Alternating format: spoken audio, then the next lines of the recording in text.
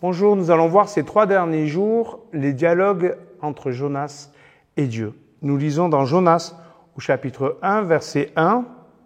La parole du Seigneur fut adressée à Jonas, fils d'Amittai. Lève-toi, pars à Ninive, la grande ville, prononce des menaces contre elle, car sa méchanceté est arrivée jusqu'à moi. Jonas se leva pour fuir à Tarsis, loin du Seigneur. Il se rendit à Jaffa, où il trouva un navire prêt à partir pour Tarsis. Il paya sa place et embarqua avec l'équipage pour aller à Tarsis, loin du Seigneur. Aller loin du Seigneur. Allez, osons poser cette question. Est-ce possible? Pourquoi Jonas fait-il cela? Quels sont les effets? Oui, c'est possible de fuir Dieu, bien sûr. Au point que certains pensent que Dieu n'existe pas ou qu'il ne parle pas. Au point que certains ne pensent pas que Dieu peut leur parler. Mais si Dieu parle, oui, il est possible qu'il nous parle et il est possible de le fuir. Mais il est aussi possible de revenir à lui. Soyons maintenant plus précis.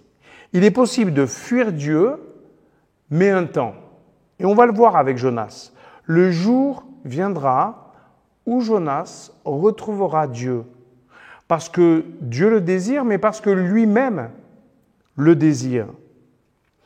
Après une épreuve, après l'absurdité d'une vie menée sans Dieu, après le besoin de donner du sens à son existence ou donner un avenir à son existence. Ne jugeons pas trop vite Jonas. Nous l'avons fui également et nous le retrouvons tous.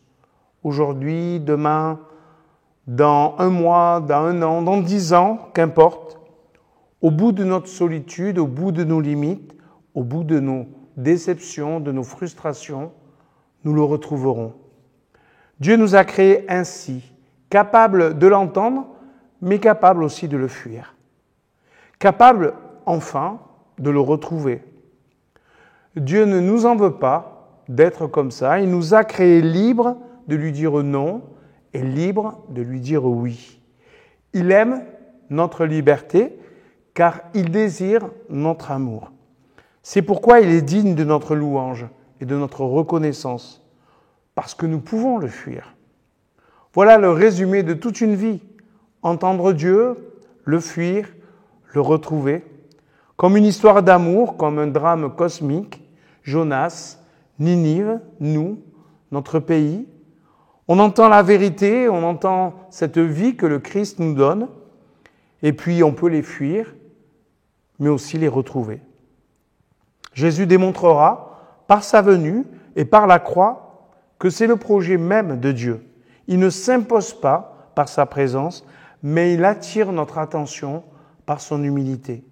Quand nous serons prêts à le faire, nous le retrouverons dans la joie. Voilà notre témoignage. Pas juste ce que Dieu dit, mais surtout qui il est avec nous. Quelqu'un qui nous laisse libres. Il est cette personne simple et déterminée qui vient nous rencontrer en Jésus. Là, nous comprenons l'amour du Père et nous revenons à lui, librement.